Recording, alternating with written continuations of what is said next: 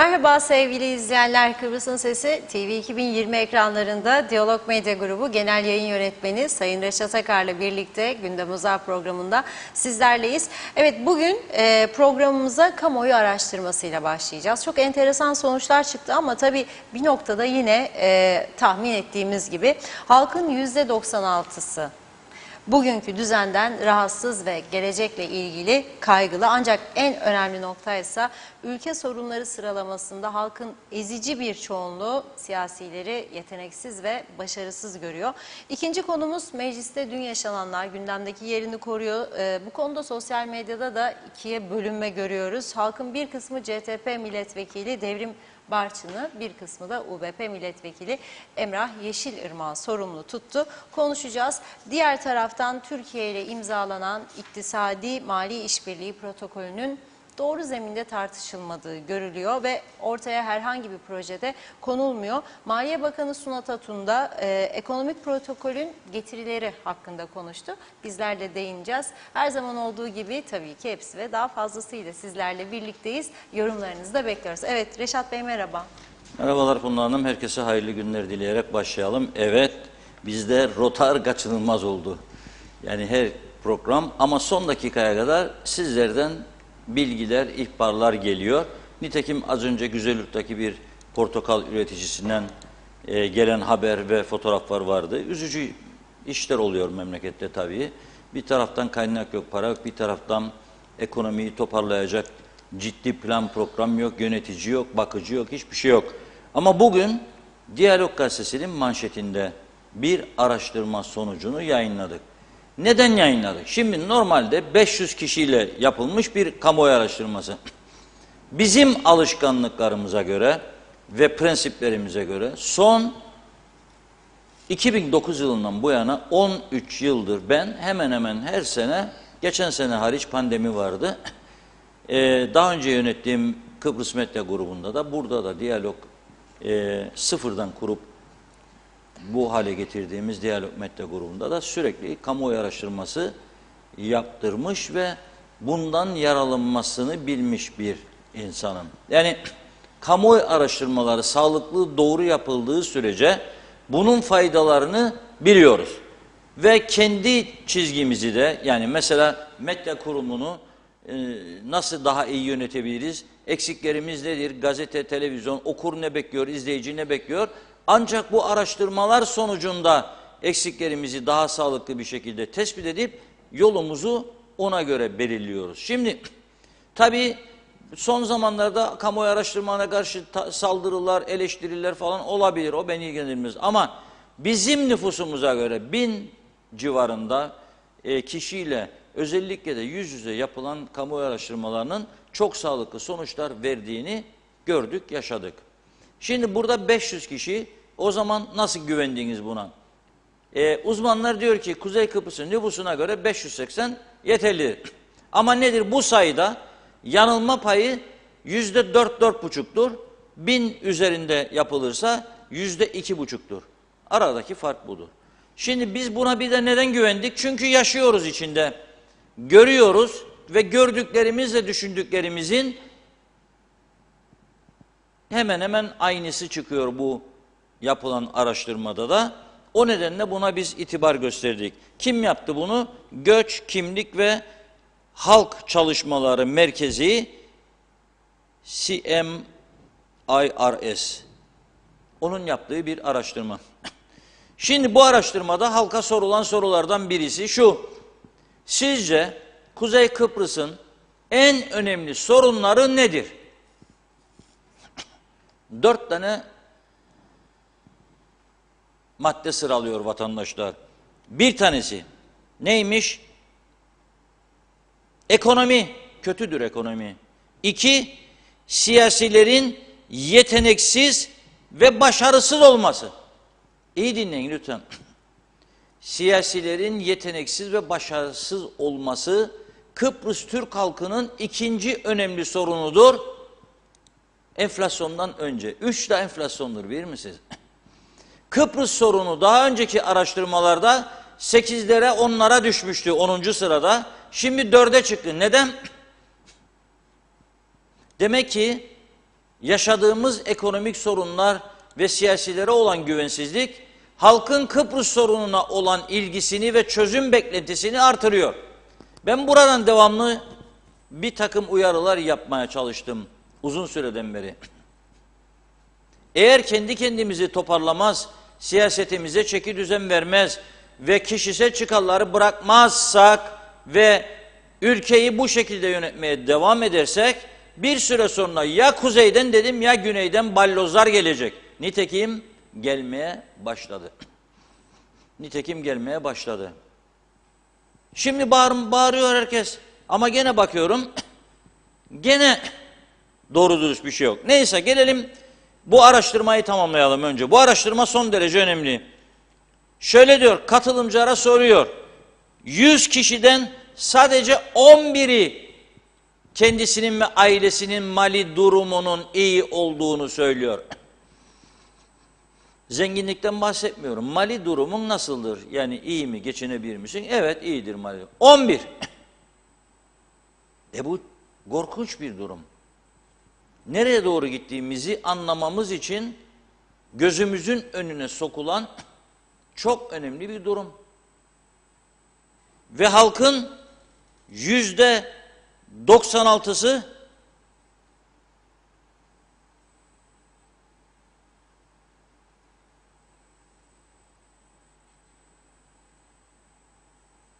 bu ülkede işlerin iyi gittiğine inanmıyor. İşler Kuzey Kıbrıs'ta size göre işler nasıl gidiyor? 96 iyi gitmiyor diyor. Peki gelecekten beklentiniz nedir? Umutlu musunuz? %72'si önümüzdeki 2 yıl içerisinde ülkenin daha kötü olacağını söylüyor. Ben tabii bunda biraz daha farklı düşünüyorum. Bana göre 2 yılımız kalmadı. 3 ay ile 1 yıl arasında diye görüyorum. Önümüzdeki ilk 3 ay 1 yıl. Çünkü bu 1 yıl içinde ne olacak? Türkiye'de seçimler olacak. 1 yıl içinde Güney Kıbrıs'ta seçimler olacak. Kuzey Kıbrıs'ta getirilmesi gereken, gitmesi gereken yere gelmiş olacak. Birinin bir şey yapmasına gerek yok biz. Yani biri yollasın mesela Mısır'dan veya Hindistan'dan büyücüleri bize de bir şeyler okusunlar. Girne kapısında, Girne Galesi'nin oralarda ne bileyim Mausa'da, Maraş çevresinde falan okusun da her geçenin yüzüne üf üf üf bir şeyler dualar da beynimiz değişsin, düşüncelerimiz farklılaşsın falan. Ona gerek yok. Çok para ister o iş. Hindistan lira, Kuzey Kıbrıs lira. Yollayacaksın halcıları, büyücüleri buraya. Bir şey yapmaya gerek yok. Bu mevcut siyasi ortamı sürdürelim yeter. Fazlasıyla. Bu mevcut ortam devam etsin, yeterlidir bize. Bakın meclise dün ne derdi bazı insanlarımız? Ben buna da çok kızarım. Bazı insanlar yollayacaksın gençleri meclise de idare etsinler ya falan. Yolladık 2 tane genç var orada. İstisnar gaydeyi bozmaz. Gençlerin yönetici olarak atandığı birçok yer iflas etmiştir ve etmeye de mahkumdur. Babalarından büyük miras bulanlar bile. Belki bir şekilde bu ülkenin düzeninden dolayı ticari şirketlerini iyi karlı bir şekilde yönetiyorlar çünkü rakip yok. Çünkü güneyden buraya ben gidip şimdi 10 kasa alkollü içecek yükleyip getirebilir miyim? Fotoğrafımı da çektirecekler, beni mahkemeye çıkaracaklar kelepçeleyip. Patates getiren adam gibi. Ne hakkınız var ya sizin patates getirdim diye ben güneyden beni mahkemeye çıkaracaksa kelepçeleyeceksiniz. Varsa gümrüğü al gümrüğü elimden, yoksa ne? Patatesin yok ve benim patates almama da ama çoktur 2000 kilo, sana ne? Dağıtacağım belki arkadaşlarıma. Bakkallarda zivaniye satışı serbest loel ama o ithalattır ve gümrük ödenir. Buna da koy bir gümrük. Ne çıkarman içki getireni mahkemeye kelepçeleyip de patates getiren adamı. Sen şimdi kaçakçılığını desteklen. Hayır, kaçakçılık değil, ticareti desteklerim. Ticaretin dini imanı yoktur. Nerede ucuz, nerede kalite, oradan alırım ben arkadaş. İşte bu aile şirketliği yönetenler de bazıları şu, da mutludurlar 5-10 milyon sterlinkleri var diye. Aslında bu yaratılan kötü benzeri olmayan düzenin sonucunda o paraları elde ettiler. Yoksa üstün başarılarından dolayı değildir. İsteyen herkesinden tartışırım bunu. Ya Rum mallarını sattılar, sermaye yapıp yükseldiler ve satmaya devam ediyorlar. Yahut da bu düzenin yarattığı 23 Nisan 2003 yılına kadar özellikle korkunç bir fırsat verdi bunlara. Bu düzen esas mesele budur. 2023'e kadar büyük fırsat verdi. Rumlarda aynı durum yoktur. Bakın Rumlarda aynı durum yoktur. Çünkü orada ticari disiplin neyseydi 74 öncesinde bildiğimiz aynı şekilde devam ediyor. Aynı şekilde. Yahu yağmur yağıyor dışarıda diye market sana bedava yağmurluk verecek. Poşetin içinde ambalajlı. Yok ki başkasının giydiğini. Sen açıyorsun, giyiyorsun. Var mı bir tane market bizde bunu yapacak? Yağmur yağıyor diye müşterisine yağmurluk veren bir tane market olabileceğini KKTC'de düşünebiliyor musunuz? Ben düşünüyorum. Ya daha önce söyledim. Öyle ünlü markalar var. Günü gelecek onları da söyleyeceğim burada. Ay bu kitabı yok artık. Ne düzen yarattılarsa o düzenin sonuçlarına katlanacaklar. Alıyorlar Türkiye'deki dev firmalardan veya İngiliz'den veya Alman'dan veya başka yerden reklam tanıtma fonunu, onu da cebe atıyorlar. Paylaşmak istemezler. Yahu bu ülkede biraz paylaş, reklam ver, tanıtım yap, her şeyi beklersiniz televizyonlardan, gazetelerden. Onu ne yazmazsınız ya? Buna ne bakmazsınız ya? Onu beklen benden de ne katkın vardır daha iyi bir seviyeye gelmeme? Ne katkı yaptın daha iyi bir seviyeye gelsin? Tam tersi seviyeyi bozmaya yönelik girişimlere destek vardı. Adı bakanmış, bakanım diyor. Ya da milletvekiliyim ya da parti başkanıyım. Düzenden şikayet ediyor. Ama gidiyor Facebook televizyonda 7 kişi izliyor kendisini. 1 saat harcıyor orada. Ama öte taraftan önemli üretim örgütleri, üretici örgütler, çevre örgütleri, sağlıkçılar bir randevu seçin, çok doludur Sayın Bakan diyorlar. Kim size derse ki çok doludur, hiç inanmayın, yalan dolandır. Gidin de oradan açın kapısını ve girin. Açın kapısını ve girin. Yalan söylerler size. Yoktur, işleri yoktur. Eğer işleri olsa bu adamların bütün gün Facebook ellerinde paylaşım yapmazlar. Aha genç istersiniz. Gördüm gençleri de. Sevtap Hanım diyor, hayırlı yaşlar. Bakan, ha demek senin hiç işin yoktur. Sen aldın Facebook'u eline, bir sonraki seçimi düşünüyorsun ve onun için Sevtap Hanım'a hayırlı yaşlar diyorsun. Oy alacaksın diye. Ya bir adam bir günde hadi bir tane paylaşım ya. 7-8 tane paylaşım yapar mı ya makam sahipleri? Tuvalete girdim paylaşım. Kapıda bilmem kimi gördüm paylaşım. Murat'ın çocuğunu gördüm öp kendini. Nedir bu ya? Ülkemi yönetirsiniz, tiyatro mu oynuyorsunuz ya siz? Bunların yüzündendir bu ülkenin başına gelenler ve gelecek olanlar. Sizde nedir sorun? Şimdi önemli Türkiye'de siyasette de rol almış benim değerli bir dostum Cem Toker yazdı bana bugün. Özür dilerim, ismini belki kullanmamı istemezdi ama ben samimiyetimize dayanarak adını kullandım.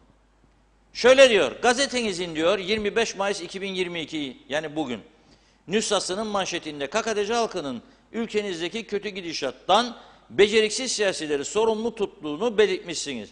Okuyunca diyor beni gülme tuttu. Sorumluluk kültürü olmayan bu Orta Doğu coğrafyasında KKTC seçmeni önce kendisini eleştirsin diyor. Gömlek değiştirir gibi hükümet değiştiren bu ülkede beceriksiz siyasetçileri herhalde Patagonya halkı seçmiyor. KKTC halkı seçiyor. Çarşıda, pazarda yumurtanın, domatesin çarığına, çürüğüne bakıp seçen halklar sandık başında da ülke yönetimini teslim edecekleri insanları doğru seçmezlerse fakirlik ve sefalet istikrarlı bir şekilde kaçınılmazdır. Coğrafya değil, sandıkta atılan oylar kaderdir. Doğru mu? Doğru. Fakat burada bir eksik var. Halk önüne ne koyarsan onu seçer. Domates, sen hangi domatesleri koyduysan onun içinden seçer.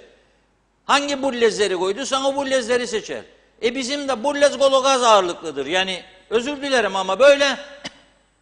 Yani bu lezgologazın yanına patates de koysalar hiç güzel olmaz mı? Kaliteli domates, şimdi zamanı başladı, salatalık, ne güzel dikenli hıyarcık derik biz Kıbrıslılar. Biraz güzel hıyarcık koysan, o güzel hıyarcıklardan da seçsin. Böyle gırdığında kendi mis gibi tüter.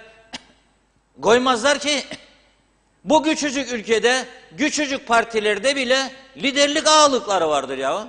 İyi adam koymazlar, seçmezler. Ekonomi bilen konuşsun diyorlar. Şimdi de Facebook'ta bakıyorum. Ekonomi bilen konuşmuyor diyor birbirlerine, yani eleştiriyorlar. Hani öyleydi, bu ekonomik mali işbirliği protokolü iyiydi kötüydü. Ekonomiyle diyor maliyi ayıramazlar diyor pazarı. Da diyor Facebook'a paylaşım yaparlar. Ekonomiyi maliyi iyi bilen adamlar aday çıktı zorlaya zorlaya. Niçin onları kazandırmadılar zannedersiniz? Niçin? Uluslararası alanda isim yapmış şirketler, mali bilançolarını, mali denetimlerini verdikleri adamlar var Kıbrıs'ta yaşayan. Aday çıktılar zorlaya zorlaya. Adamı bir dönmediğiniz kaldı kardeşler. Siyasi partiler size söylerim. Aday yaptığınız oylarını alasınız diye, ama son 2 günde dağıtılan parti kurmayları arasındaki listelerde adını koymadınız. Bu dediğiniz o sermaye tarafıdır ha falan koyduk ama anlayın mastikayı. O için. Şimdi bu yarattığınız düzenden niye şikayet ediyorsunuz kardeşlerim? Hepimizin yarattığı düzen. Sandığa gitmedik mi? Ben de gittim. Ben bu defa bu son seçimde 1 saat kala gittim. Çevrem beni çok zorladı. Özellikle gazetede 1-2 tane sevdiğim arkadaş, Reşat Bey gitmezseniz diyecekler ki işte demokrasi falan, demokratik hakkınızı kullanmadınız, sonra ne şikayet edersiniz falan filan. Düşündüm boş atayım oyu gitmişken oraya. Onu da içime yediremedim. Bir yere yaptım oylamamı, mührümü bastım. Ama ne değişti? Ne değişecek? Ne değişti, ne değişecek? Siz görebilirseniz bana da söyleyin. O dün mecliste yaşananlar 2 gündür gündem maddesi oldu Kıbrıs'ta. Bir taraf Emrah Yeşilırmak'ı dövüyor, bir taraf Devrim Barçım'ı dövüyor. O dedi diyor, kışkırttı kendini. O da üstüne yürüdü. Bu tür olaylar nerede olur bilir misiniz? Neden mesela mahkeme haberlerini görüyoruz? Ben her gün yıllardır yayınlıyorum ve okuyorum. Diyalog gazetesinde çıkan mahkeme haberlerinin %95'inin başlıklarına da ben atıyorum. Gururla söylüyorum. İlgiliyim, aman yanlışlık yapılmasın diye. Şimdi bu haberlerde ne görüyoruz? Gece kulübüne gittiler diyor, kız yüzünden kavga çıkardılar. Şimdi biri kızı hak etmediği için, kendine de güvenmediği için yakışıklılıkta, bonkörlükte falan, başkası hakkında gider dayak atmaya. Çünkü onda body var. Yani yakışıklılık yok, para var veya body var. Ne baktın sen diyor yanımdaki kadına diyor kız arkadaşıma, yumruğu. Bu nedir? Bu kültürsüzlüktür ve kendine güvensizliktir. Ancak bizim gibi toplumlarda böyle Araplar, çoraplar, Türkler falan. Birinci sebep budur. İkinci sebep de içki kültürümüz tamam değil. İçki içmesini bilmiyoruz. Yani hadi bir tanecik daha ya o da gider. Hadi bir tane de benden olsun gider. Sonunda kafa yerinde değil. Gider bir yerde çarpışır da farkında bile değil. Ertesi gün sor gene ne yaptığını bilmez. Bir de bunun için çıkar. Bu kültür seviyesi. Yanlış anlama olmasın burada. O yüzden geldiğimiz noktada ben bakıyorum, budur. Emrah Yeşilırmak bugün paylaşım yapmış. Diyor ki, Cumhuriyetçi Türk Partisi meclis sokakta, sokak mecliste diyerek yeni bir slogan geliştirdi diyor. İçerisinde biriken sorunları çözmek yok. Geçmişte kendi hatalarından kaynaklanan bozuk kamu yapısını düzeltmeye yönelik bir adım yok. Zorbalıkta ses yükselterek sokak kabadayısı gibi içi boş konuşarak UBP'yi ve UBP'li milletvekilini döveceklerini, toplum önünde küçük düşeceklerini zannediyorlarsa yanılıyorlar diyor. Kabadayı değilim. Meclislerin için var olduğumu da biliyorum. Yaşanan birçok olay sonrası sorumluluğumuz daha da artmakta. Halkımız için iyi olanı bir an önce yapma gayretindeyiz diyor. Şimdi iyi güzel kardeşim de UBP'nin de çok büyük payı vardı. Sen de UBP'den aday oldun bile bile. UBP'nin de çok payı vardı. UBP'ye sorun, diyor ki bu devleti biz kurduk. Kurdun da ne yaptın? 75'te kurulan Kıbrıs Türk Federe Devleti'nden daha iyi bir noktaya mı getirdin 83'te kurduğun KKTC'yi? Hadi söyle bana. O zamanlar böyle otellerimiz lüks yoktu falan. Otelleri sen mi yaptın? Yapanlara ne eziyetler çektirdin ve çektirmeye de devam eden? Neyin övünmesini yapıyoruz biz? Bizim zamanımızda bu kadar kilometre asfalt yol döküldü diyor. Kim döktü yolu? Yahut da parasını kim verdi? Sen bir tek şeyi becerdin. Bütün partiler için söylüyorum. Bir tek şeyi becerdiler. Nedir becerdikleri biliyor musunuz? O ihale mafyaları var. O ona kaptırdı, ona kaptırdı. Tamam ben seni gördüm, sen beni gör. Türkiye'nin paralarıyla mafyaları da beslediler. Ha, her ihale alan mafya değildir tabii ki, ben de bilirim. Dürüst olanları da var. Ama bakıyorum ben, mesela bu sanayiye girerken bir yercik vardı böyle küçücük. 2-3 metrekarelik bir alan. Gazdılar. Gazlıkları yerin önüne 2 tane otomobil lastiği koydu arkadaşlar, ışık mışıkta. Ve gittiler. 2. aydadır. 2. ayda. Genç belediye başkanı ya istedik. Genç 2. dönemde bitti. 3'e korsa gene kazanma şansı vardı. Yahu bu kadar mı yönetim sorunu var bu Lefkoşa Türk Belediyesi'nin veya Lefkoşa Türk Belediyesi'nin?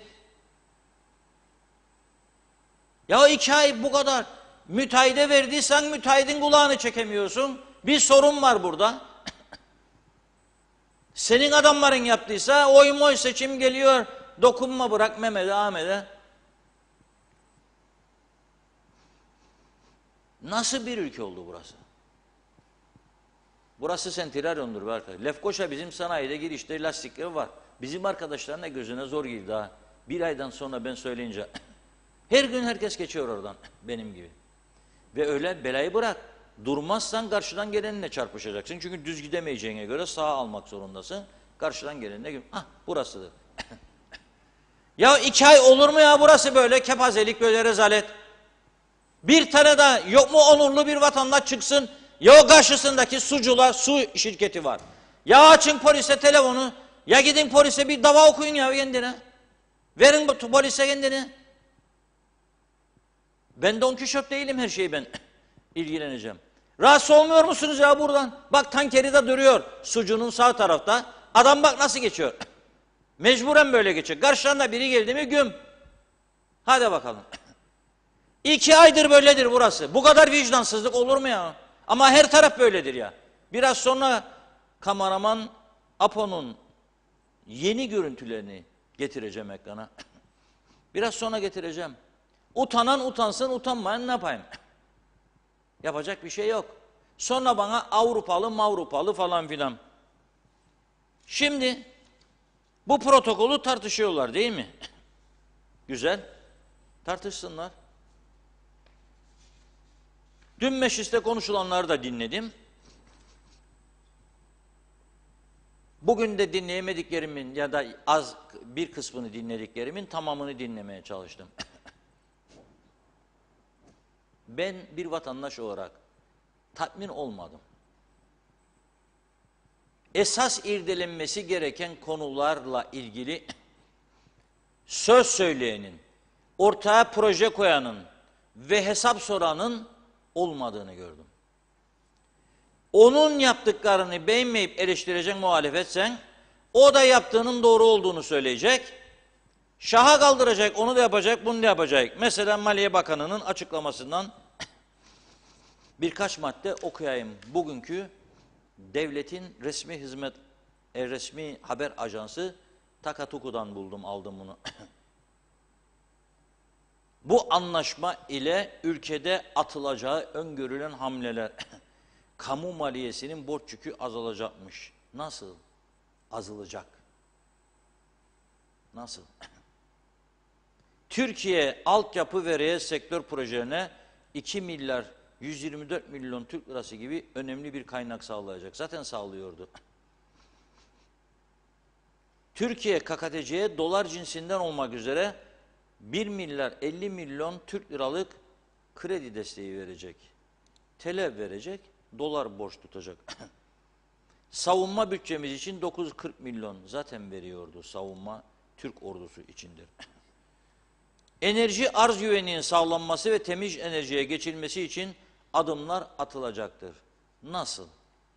Mesela Kıptek'in hepimiz için önemli sorun haline gelen altyapısı güçlendirilecek, hepimizin beklentileri doğrusunda çağdaş bir elektrik üretim, iletim, dağıtım yapısına kavuşması için çalışmalar yapılacaktır.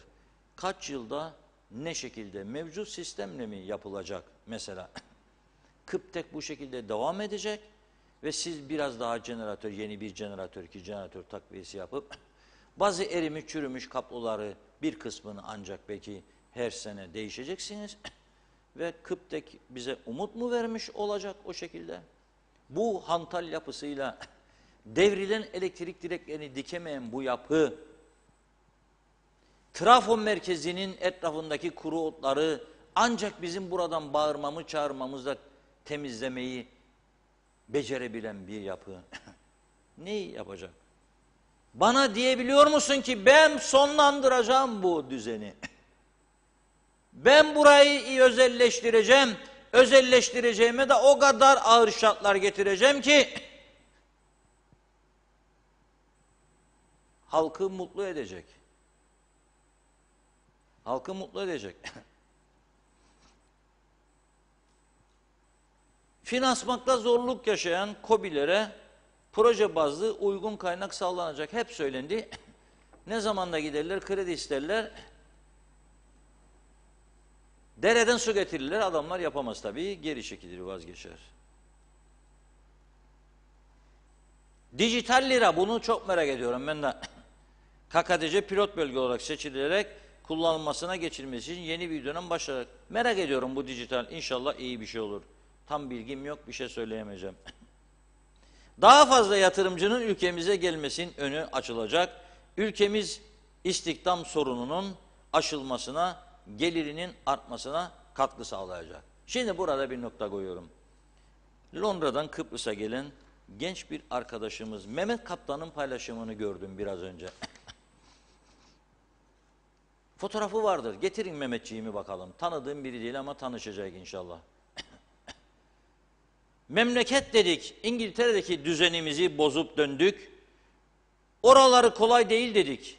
Evet, oraları kolay değil ama bu memlekette hiç yaşanmaz. Gençlere tavsiyem, benim yaptığım hatayı yapmayın.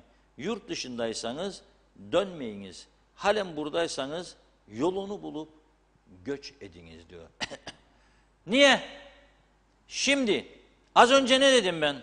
Dedim ki az önce dedim ki hiç dedim yani ekonomi, işbirliği, mali falan filan da yatırımlar da ama yatırımları veya turizmi teşvik edici yapılması gerekenlerle ilgili bir şey göremedim. Kamu maliyesini rahatlatıcı önlemleri de göremedim. Jaguar gibi. Onun arabası var. Güzel mi güzel. Onun Jaguar'ı var. Müdür mü müdür. Ben de istiyorum bir Jaguar. Ben de müdür olmak istiyorum. Arka koltukta oturmam lazım ama. Bakan solda giderken Mercedes'te, sağda da ben yan yana açılış törenine gidiyoruz mesela. Neyin açılışına? Ülkemize yatırım yapan 3 kişi istihdam eden yeni pastanenin açılışına gidiyoruz. Oradan Facebook'ta paylaşımlardan bizi takip edebilirsiniz. Sen de gel müdürüm diyor bakan. Bakan sol şeritte gidecek. Ben sağ şeritte gideceğim. Onun Mercedes, benim Jaguar. İşte tasarruf falan, kamu maliyesini rahatlatma gibi meseleler. Bir tanesi budur. 150 tane yaklaşık ne varmış? 150 tane müşavir. Hala daha müşavir yaparlar. Kemal Denizdana kooperatifler başkanıydı falan filan. Geçme oraya dediler. Neden? Demokrat Parti adam istemiş alsın. Batmış kooperatifin kuruluşlarına, levazıma ya başka bir yere. O da demiş yok ya ödeyemezler maaşları, battılar. Geçme buraya dediler. Bizim Kıbrıslılar böyle kullanır. Türkiye'dekilerin gücüne gitmesin. Geç lan buraya dediler. Türkiye'de bize geçme buraya. Kemal ne yapsın? 25 bin güzel. Hiç uğramadan al 25'i. Daha fazla da olabilir. Kamu maliyesini nasıl rahatlatacağım? Ne olacak 150 müşavir göremiyorum. Nerede? Ne olacak? Ne yapacaksınız bunları? Daha da artırırsınız her gün. Yeni hükümet geldi, müdürler, müsteşarlar değişir. Dün bahsettiğim çiçeği burnuna sağlık. Bakanımız demiş yeğenine emekli çıkmayı düşürmüş yeğeni o bir taraftan da. Gel buraya müdürlükten çıkarasın ya. Nasıl? Ama birbirimizi gandıra gandıra geldik bu yere. Ve böyle gideceğini zannediyorum. No chance. Ben şans görmüyorum. Görenler varsa Allah yardımcılar olsun. Devamlı pensilin merhem sürsünler gözlerine, belki açılır biraz.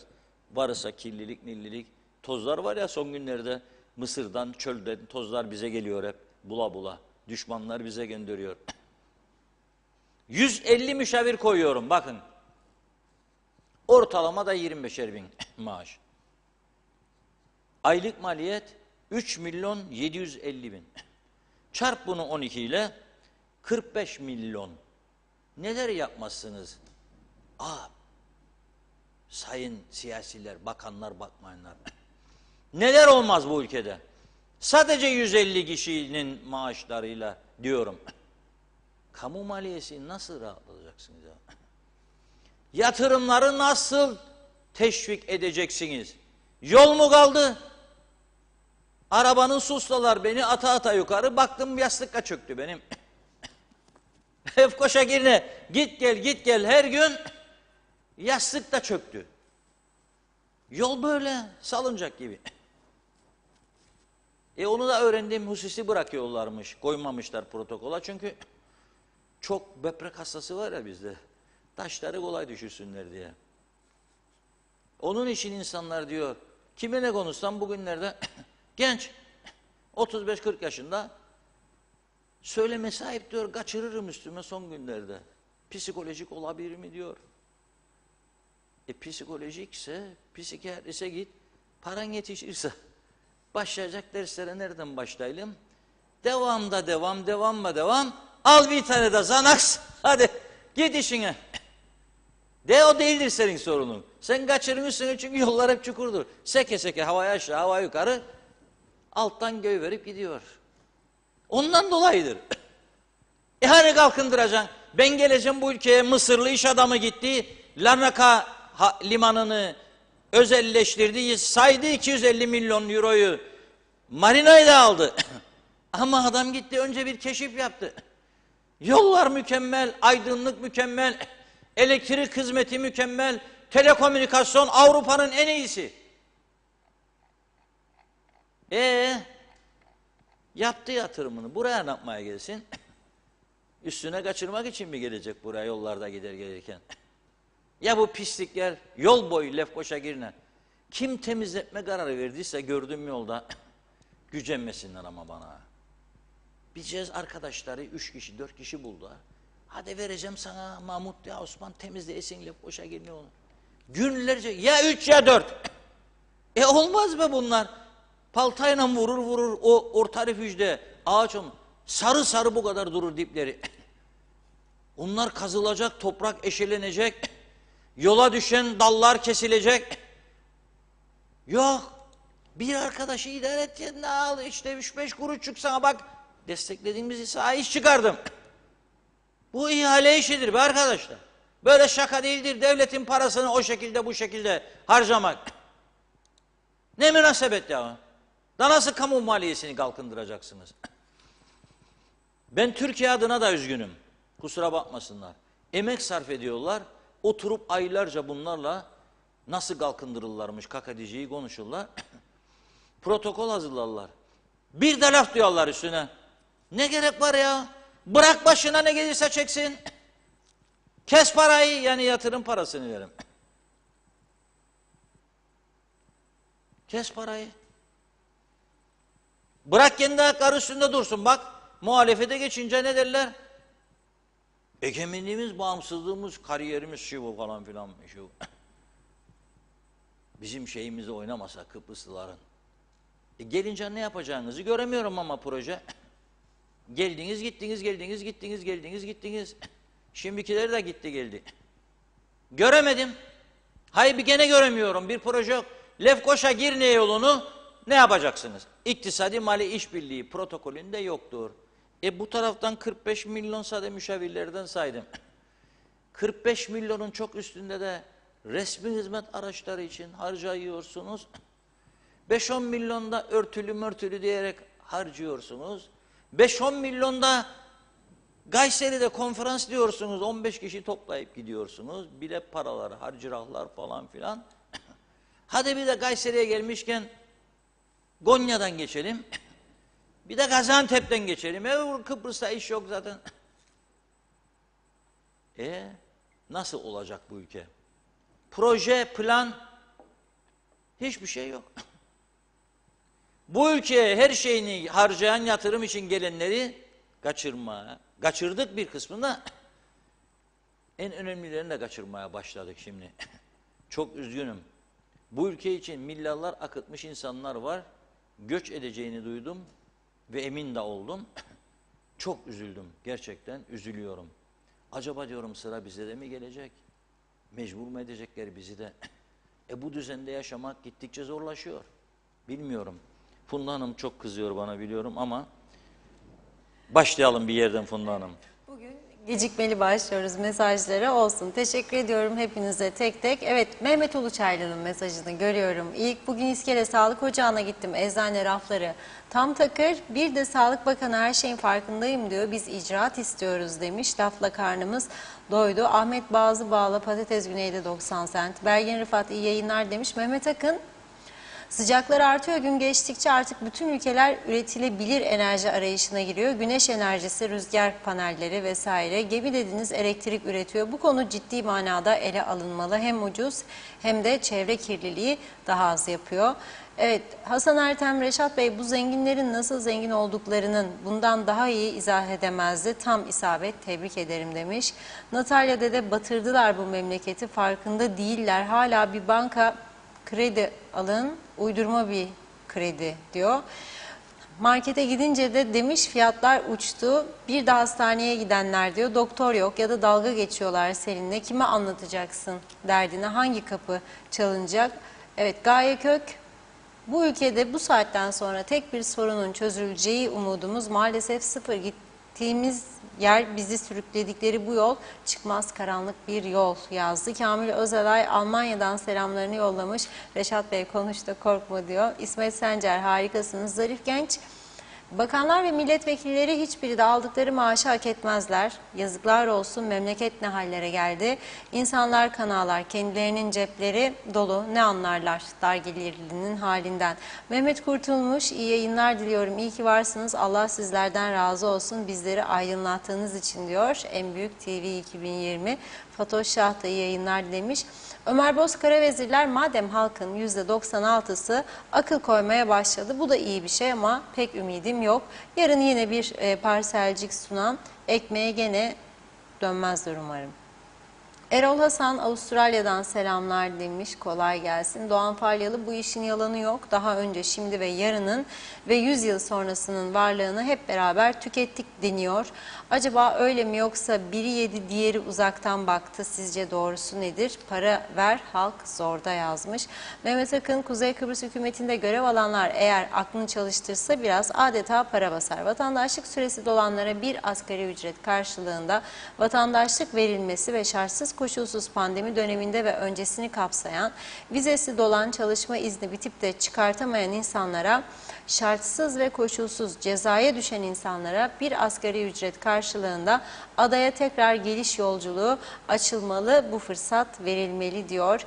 Yeliz Su, arkadaşlar bugün bir beyefendiyle tanıştım, ismini vermeyeyim. Ben UBP'liydim ama bir vakitten sonra CTP'liyim dedi. Şaşırdım, dedim benimle dalga mı geçiyor, hiç UBP'li CTP'li olur mu dedim.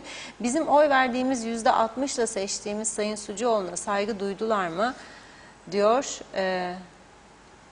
benim kalayım bitti demiş. Benim için UBP dedi, şaşırdım. Mehmet Özdemir A. Sayın Reşat Bey, konu dışı ama bugünkü durumu sizinle paylaşmak istedim. Posta merkez binasına gittim, ne göreyim, saat 13.42'de kapıları kapatmaya başlamışlar. Vatandaşa hizmet için daireyi 13.42'de kapattılar.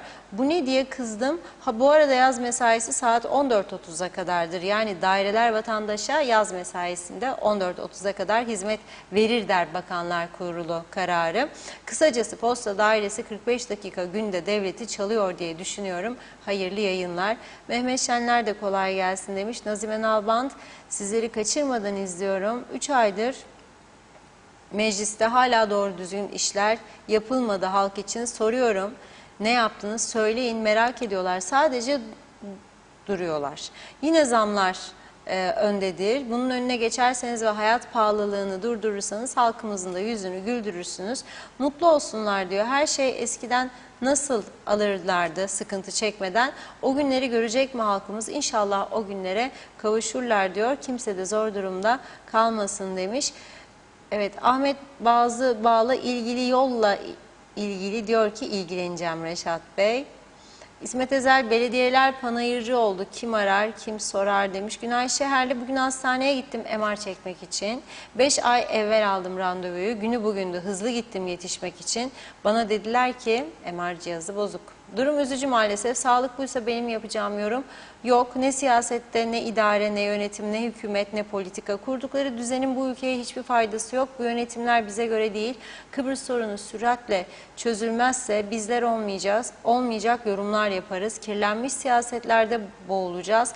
21. yüzyılda Kıbrıs Türk'ünün durumu bu. Ülkeyi kurtaracak, kucaklayacak siyasetçi yok. Mehmet Usanmaz, memleket Arap saçına dönüştürdüler, Dallas oldu diyor. Mehmet Akın, bu ülkedeki zenginler ve hükümetteki kişiler unutmasınlar.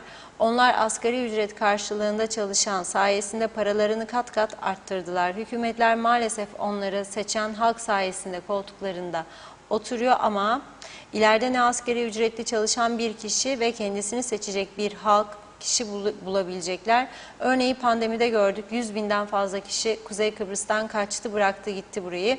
İyi yayınlar diliyorum demiş. Mehmet İnancı da hoş vakitler değerli dostlarım. Sağlıklı günler tüm Diyalog ailesine. Ömer Bozkara vezirler, vallahi Reşat Bey ne Sunat Atum ne de bu hükümetin hiçbir şey yapacağına inanmıyorum. 3 senedir ne yaptılar? Protokol falan hikaye. Yine bizler için değil, kendileri için, yağcılık için yapacaklardır. Bunlar süt beyaz dese ona da inanmam demiş. Sibel Serin teşekkür ediyoruz. Fatoş Şah, işleri güçleri tiyatro. Yeliz Su, siz inanıyor musunuz? Sunat Atun'a halka duymak istediklerini söylüyor. Örnek Kıptak için bir şey yapmak istiyorsa ilk önce 14 yargıda yargılanan kurum müdürünü görevden alsaydı ne oldu? Alamadı. Ben bunlara inanmayacağım. Siz inandınız mı diye soruyor. Şerife Turgay Derya, makam arabaları hafta sonları panayır ve festival gezmelerinde. Bunlara kim dur diyecek, hepsine de selam olsun demiş. Fatoş Şah, ilaçlarımızı alamıyoruz.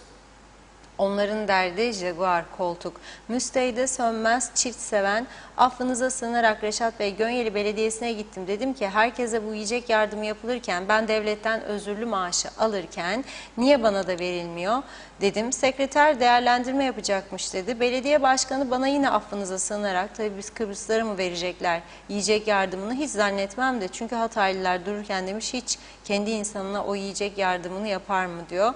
Cengiz Refikoğulları da yayınlar diledi. Evet.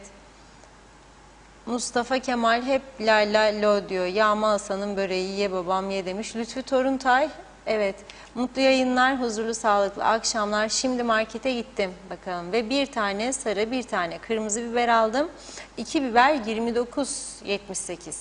Nerededir bu üstel? Denetleme yapsınlar. Teşekkür ederim diyor. Mustafa Gürsoy da, müşavirler atandıkları müdürlük görevlerine atanırken geldikleri görevlerdeki pozisyonlarının üzerindeki daha kıdemli, daha bilgili, daha deneyimli kişileri atlayarak yeni görevlerine atanırken iyi de görevden alındıktan sonra eski görevlerine dönmeleri zor geliyor. Orhan Kuşap bir nefesine yazık demiş. Türkiye'de satılık yer kalmadı. Sıra Kıbrıs'a geldi.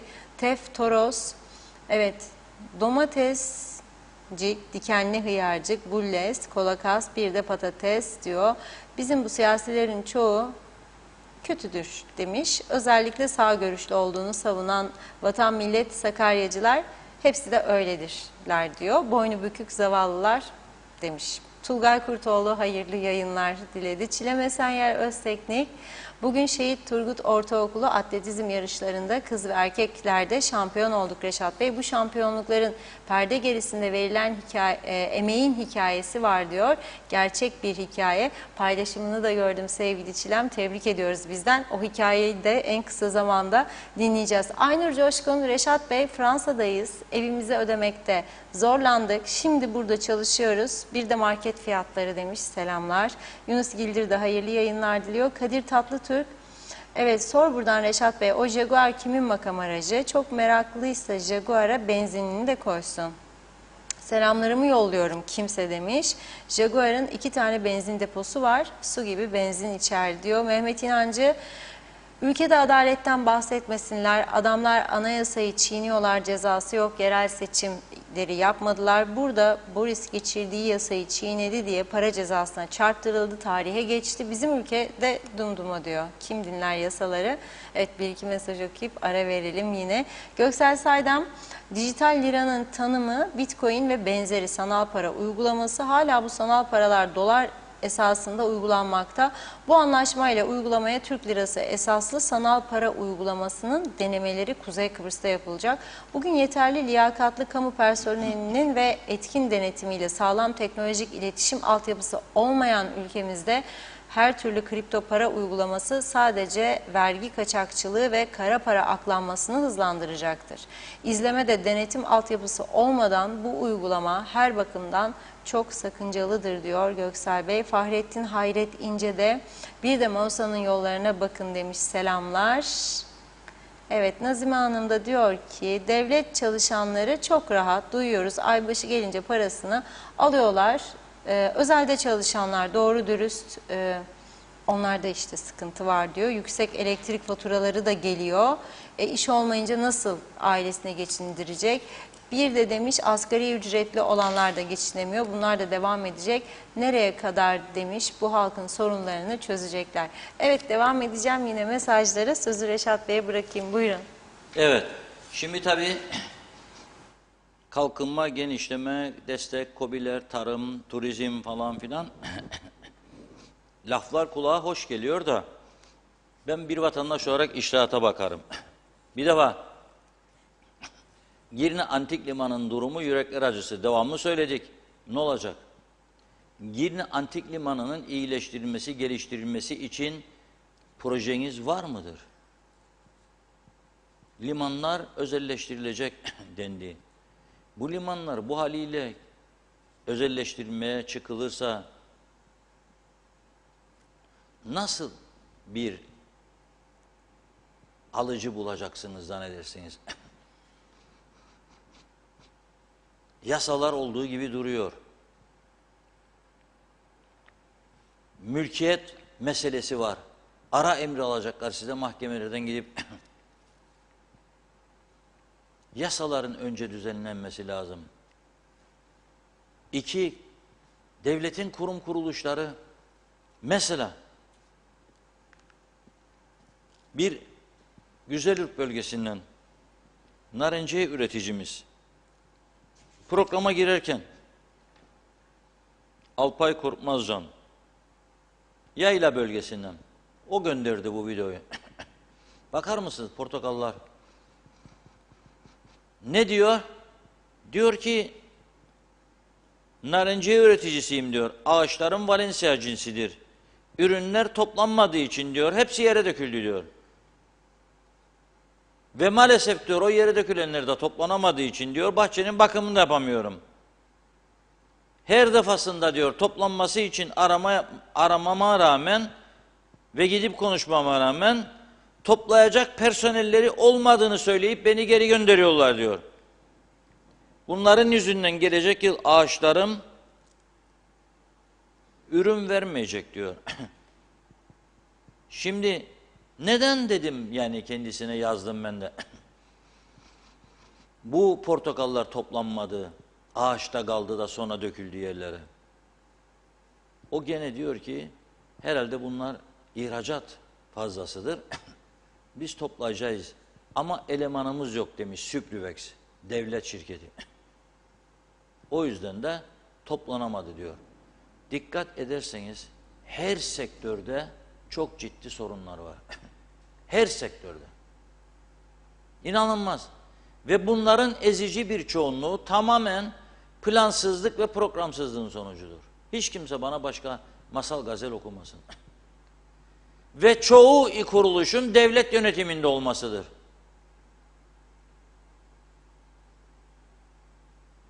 Bugün mesela Özlem Hanım'ın programında telekomünikasyon çalışanlarının örgütlü olduğu sendikanın başkanı kısmen dinleyebildim. Özelleştirmenin çözüm olmayacağı görüşünde. Tabii doğal olarak onlar sendika üyelerini koruyacaklar mevcut düzenin devamından yana. Ama bu düzen gitmeyeceğini onlara çok söyledim. Bizzat kendileri de yaşayıp görecekler yakında. Çok kalmadı. Türk Telekom daha özelleştirildi. Türkiye'de de iyi bir örnek olmadı diyor. Peki neden iyi örnek olanları konuşmuyoruz da sadece kötü örnek olanları? Ercan Havaalanı'nda özelleştirme ilk denemeydi. Yanlışlar yaptılar. Bilinçli de yapmış olabilirler, bilinçsiz de. Ben bilinçsiz yaptıklarını düşündüğüm kadar bilinçli yaptıklarını düşünüyorum. Gerçekten.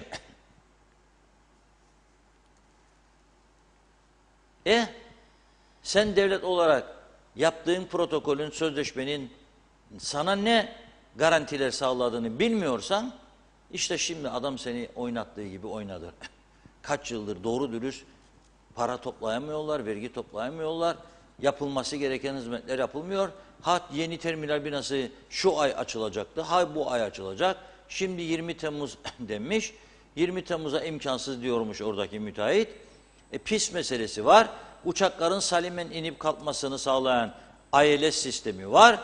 Var oğlu var, pistlerin boyanması var. Var oğlu var. Yatırımcı bu ülkeye bu şartlarda gelmez. Zaten ağzınızla kuş tutsanız da gelmez. Niye gelsin yatırımcı? Niye? Senin batmış telefon daireni ben niye alayım? Cebimdeki parayı da mı gömeceğim toprağa? Niye alayım? Bir defa altyapı diye bir şey kalmadı. Yeni santrallar kurulacak, altyapı oluşturulacak, ona göre hizmetler geliştirilecek, hiçbir şey yok. Ama sebep yıllardır bunun sorun olduğunu gördüler, tespit ettiler ama çözüm üretmediler. Sorsan bizim iktidarımız döneminde şu oldu, bu oldu. Ne oldu? Senin iktidarların döneminde Türkiye'ye yolladı, bir iki tane santral geliştirdin. Parayı da verdi, kabloları da aldın. Kabloların yarısı da çalındı. Vatandaşa götürülmeden. Onu da sorgulayamadın. Yolsuzluk dosyaları olduğu yerde duruyor, onu da sorgulayamadın. Ne kaldı geriye? Çökmüş bir hal. Ama eskimiş çürümüş yasalar yürürlükte olduğu için hadi gelsin bir de bu ülkede kalksın, inşaat yapsın, yatırım yapacak.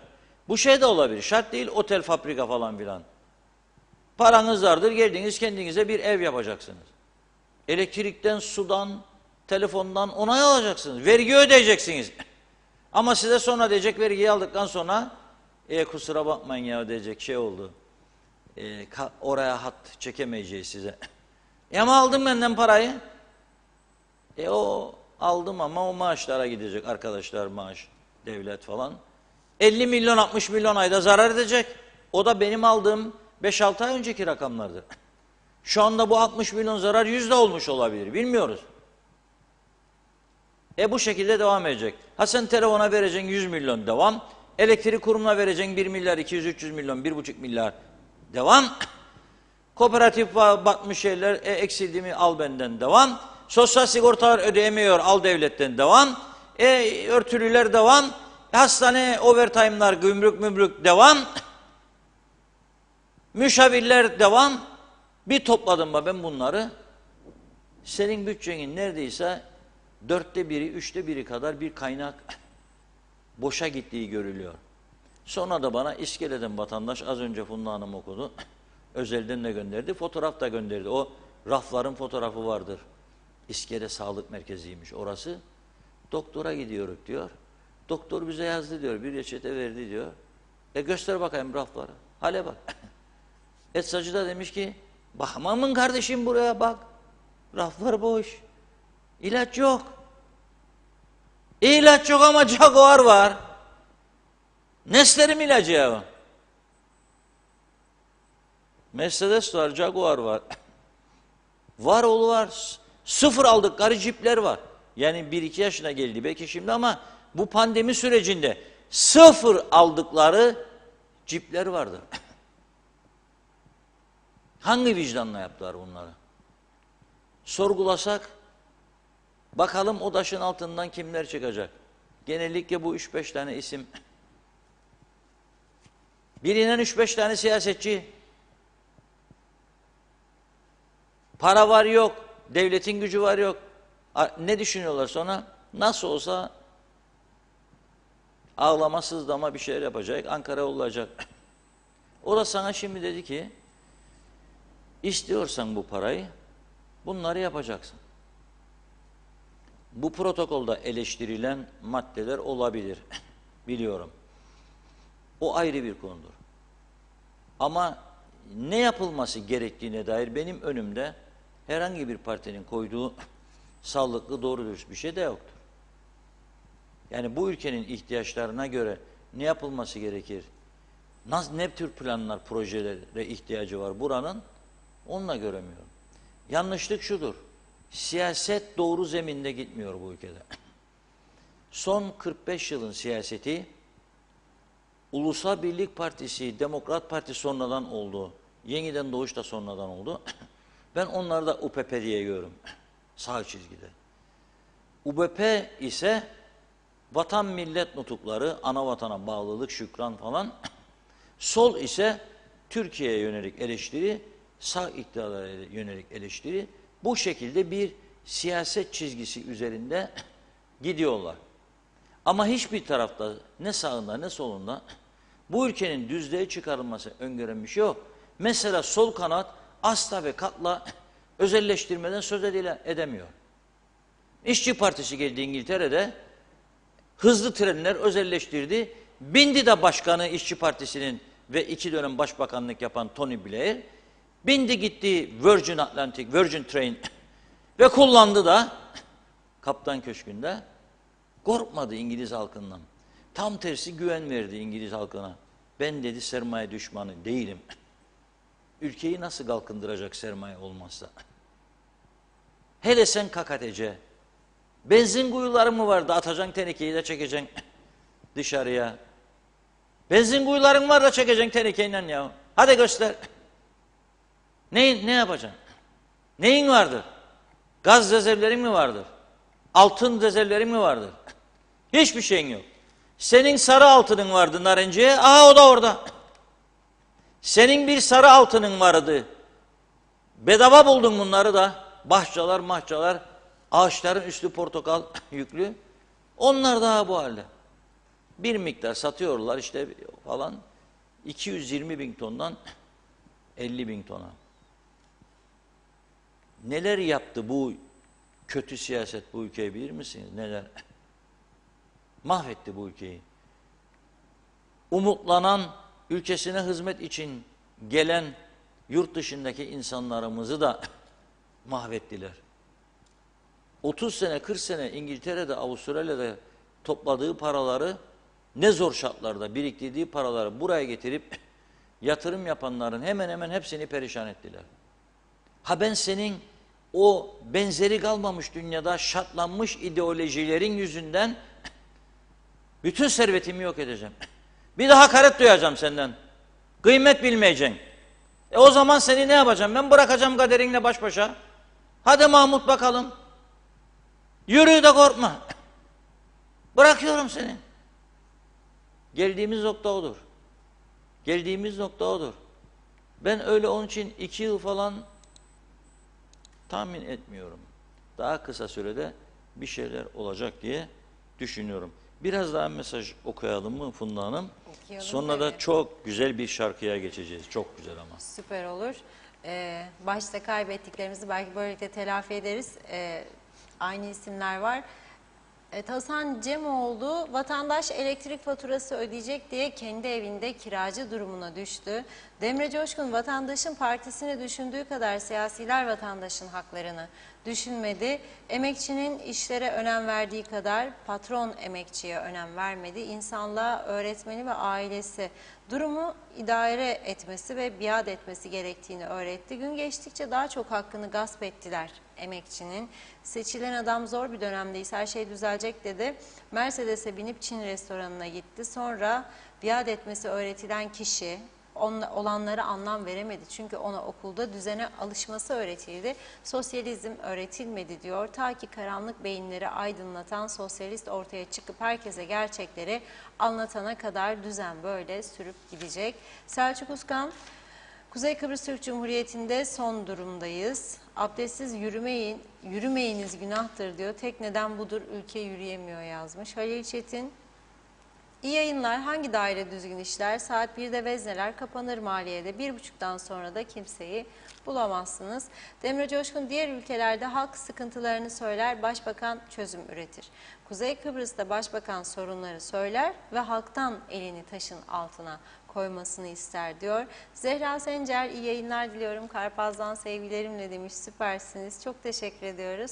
Bilgilendirici bir program diyor. Belgin Rıfat, aylardır hükümet edenler, kurulup bozulmalar, seçilip koltuktan koltuğa oturmaktan, yandaşlarını işe yerleştirmekten, arabalarını değiştirmekten başka hiçbir şey yapmıyor. Bu protokol neden imzalanmadan demiş, önce tartışılmadı. Ben içeriğinin imzalanmadan önce ne okunduğunu ne de incelendiğine inanmıyorum diyor.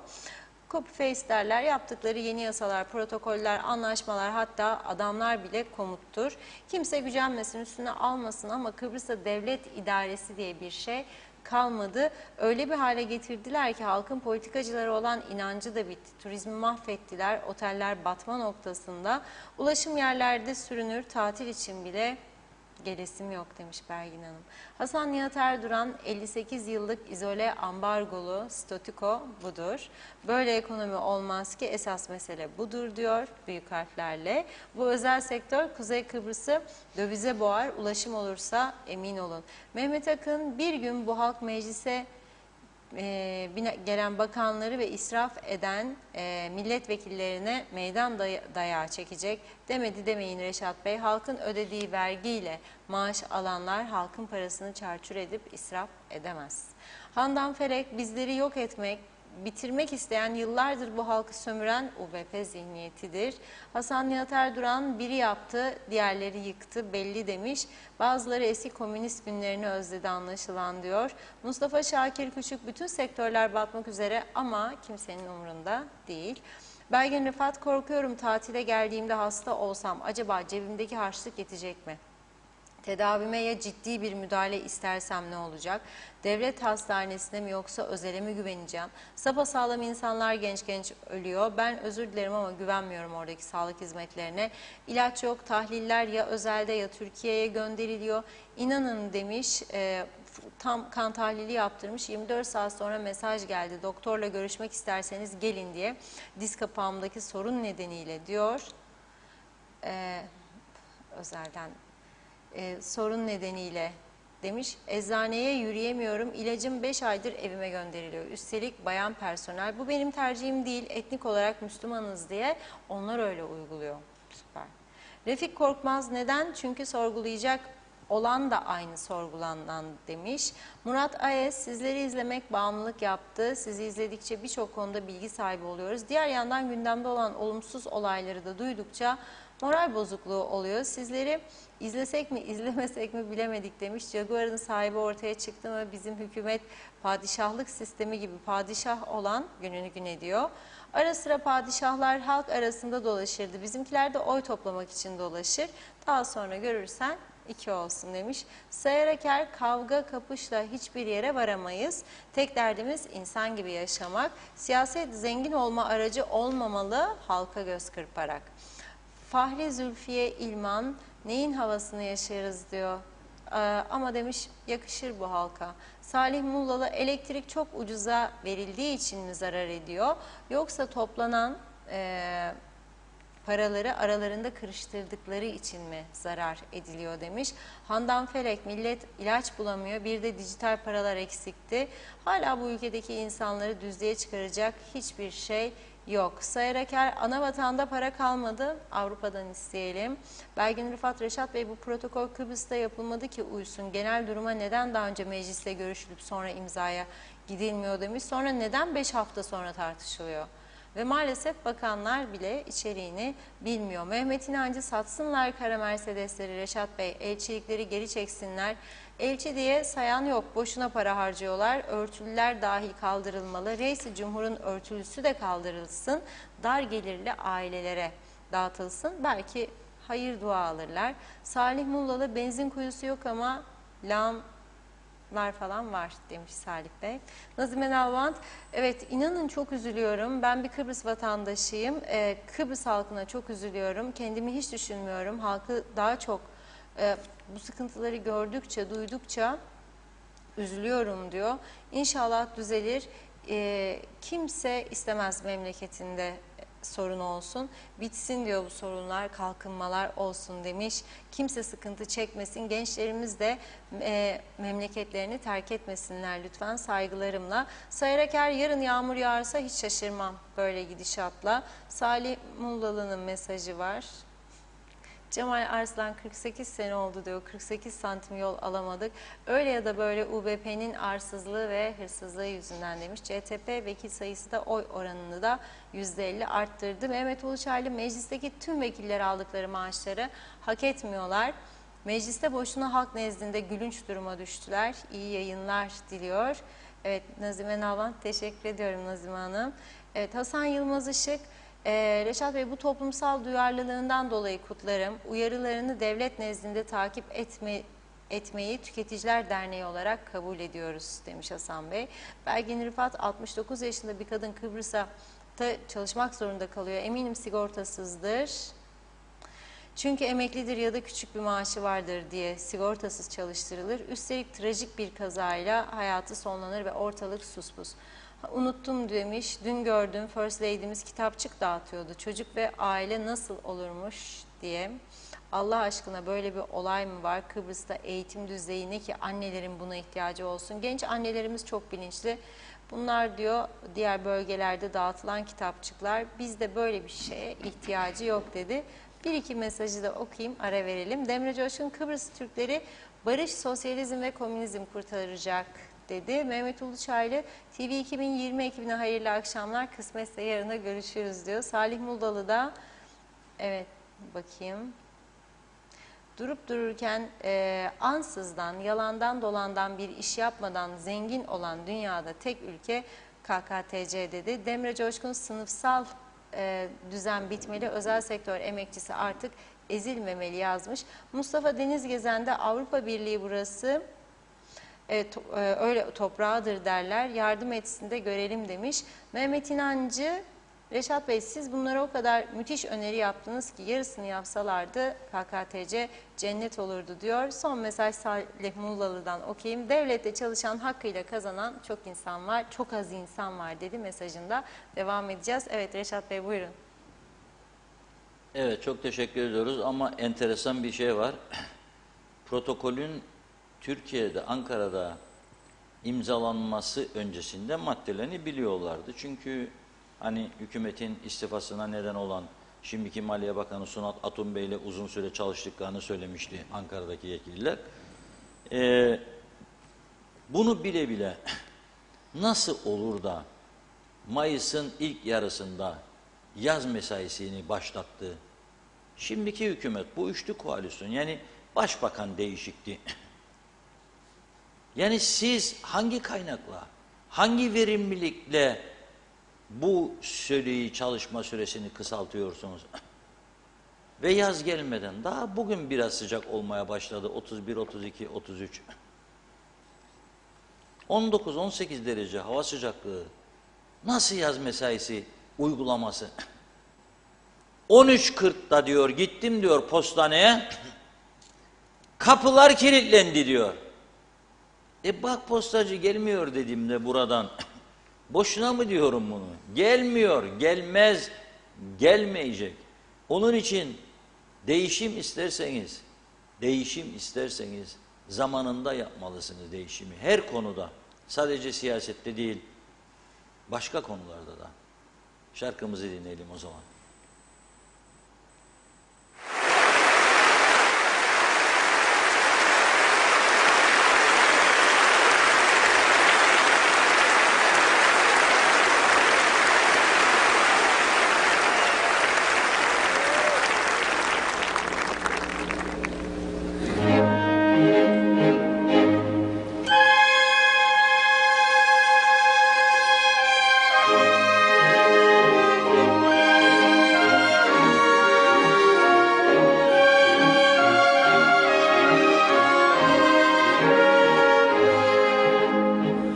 Che bella cosa, una giornata sole, un'aria serena, dopo una tempesta, bell'aria fresca, para già una festa.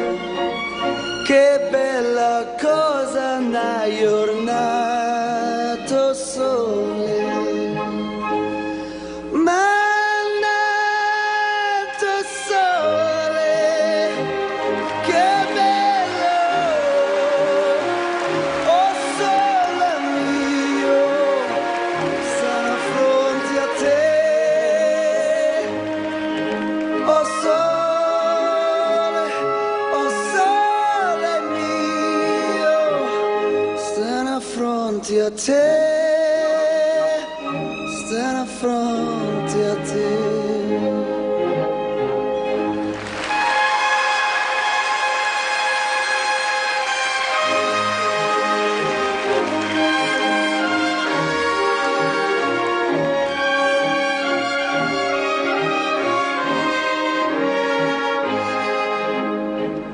Quando fa notte, o sole se ne scende, me viene quasi una malinconia, sotto finestra gioia restaria, quando fa notte, o sole se ne scende.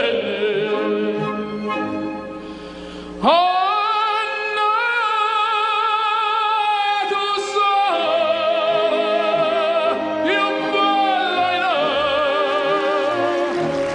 sole mio, stanno fronte a te. Oh sole mio, Stanno a fronte a te. stai di fronte a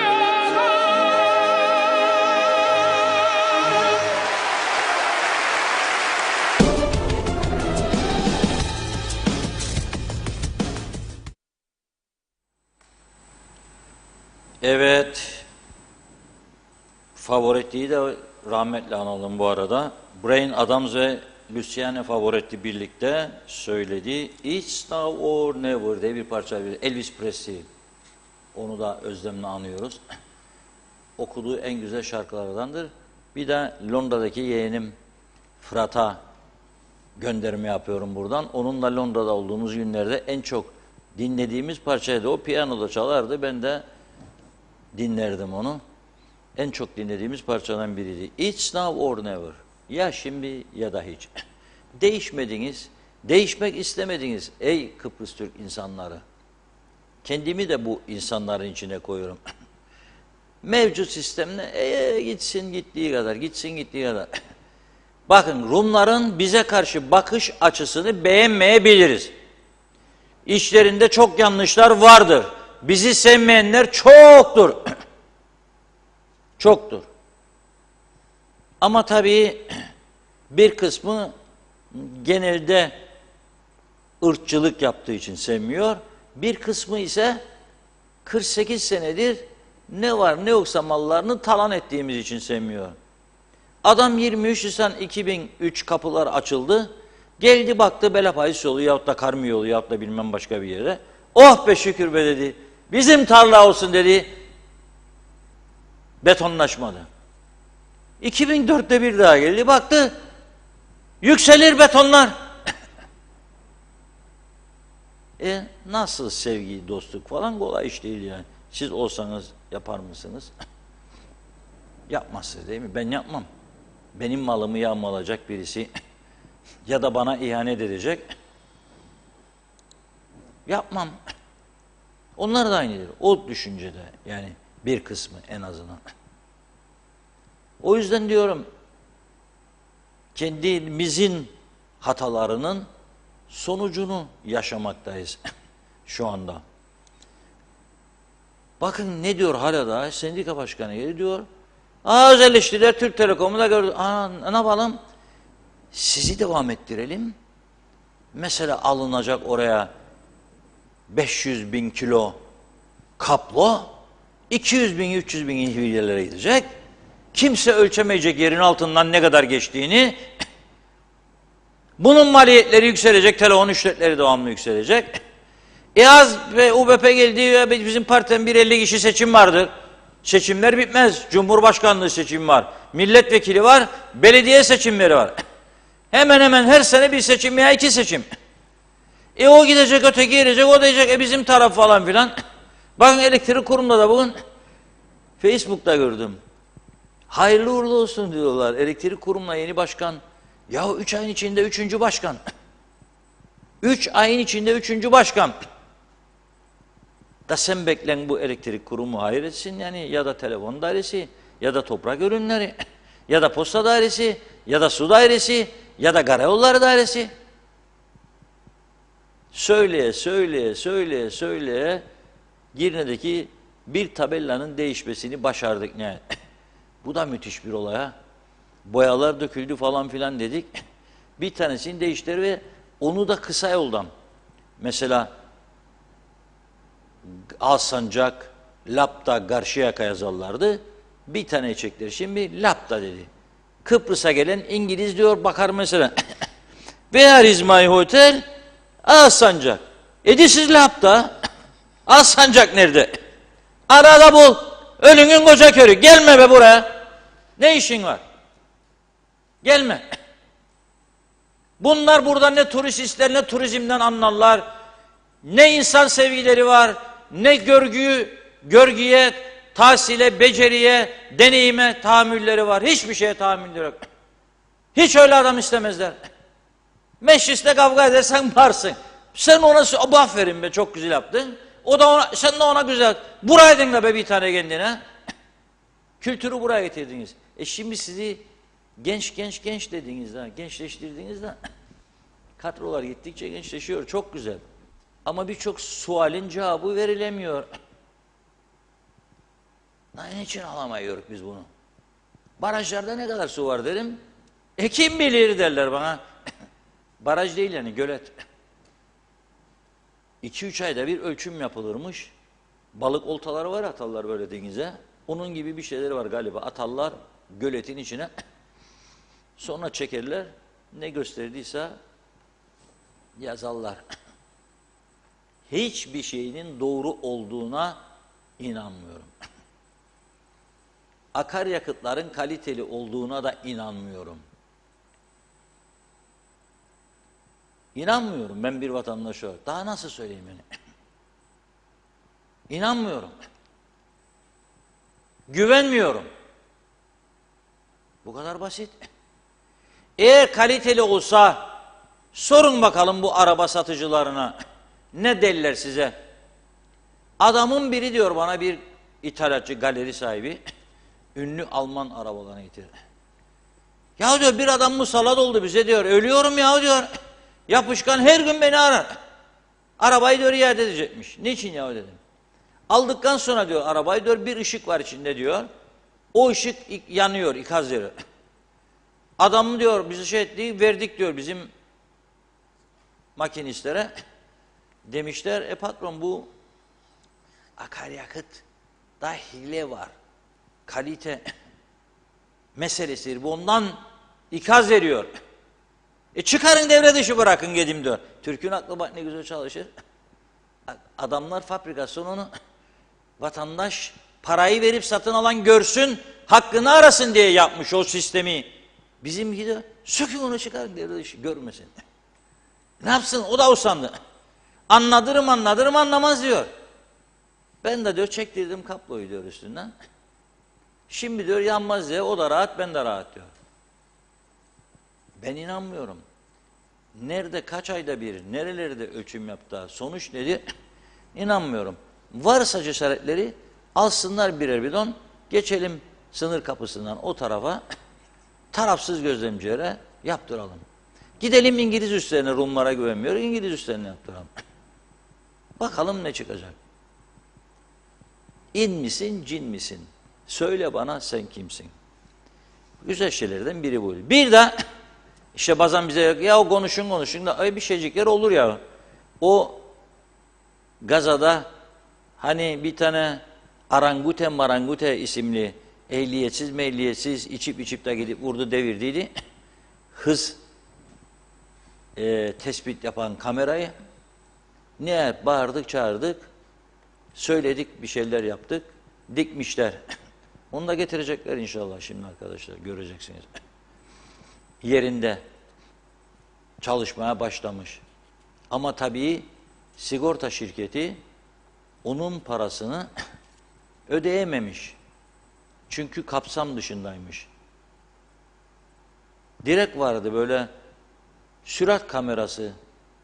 Hani geçerken korkarık 65'lerde gördüğümüzde kamerayı herkes yavaşlar Ciklo mevkiini düşün. Girne'den gelirken veya giderken çok akıllı sürücülerimiz var. Tam gelir yanına kameranın 50 yazar orada. Düşer 50'ye 49, 48, 50. Bir adım geçer güm 150. Gelir Boğaz kavşağına gene aynı. Be arkadaş yapma ya bunu bana. Yani nasıl olur da anında basıyorsun gidiyorsun. Neyse. Durum bu. Yani iyi şeyler de olur dediğim bunun gibi bir konudur. Bugün bu kadarla noktalayalım diyorum. Çünkü gelirken ciğer yemeyi ihmal ettim bugün. Ciğer yiyince daha çok konuşuyorum. Hani derler suya çeker tam tersi. Ben daha fazla enerji alıyorum. Funda Hanım. Evet, çok teşekkür ediyoruz Reşat Bey değerli yorumlarınız için ve son bir 2-3 mesaj var. Onları da okuyayım da kimsenin gönlü kırılmasın. Mehmet Kurtulmuş, Reşat Bey şimdiye kadar gelen giden hükümetler ne yaptıkları ilk iş yeni ofis mobilyalarının değişimi. Dünya kadar para harcadılar. Yeni arabalar halk açmış diyor, susuzmuş. Kimin umrunda? Evet, Ethem Duran mesajı var. Biri yapar, öteki yıkar. O ülkede ilerleme mi olur demiş. Dikkat edin, önlem alınmazsa çok yakında bu ülkede çatışma var. Çok yazık. Bunun için mi Rum'a karşı durduk? Kardeş kanı dökebilmek için mi demiş. Evet, bakıyorum. Ve son mesaj, Belgin Rıfat'ı da aktarayım.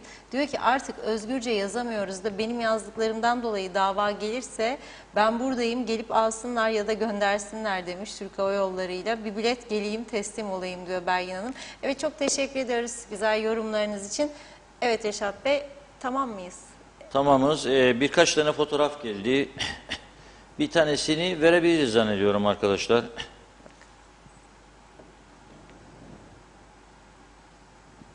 Son gönderdiğim fotoğraflar vardı.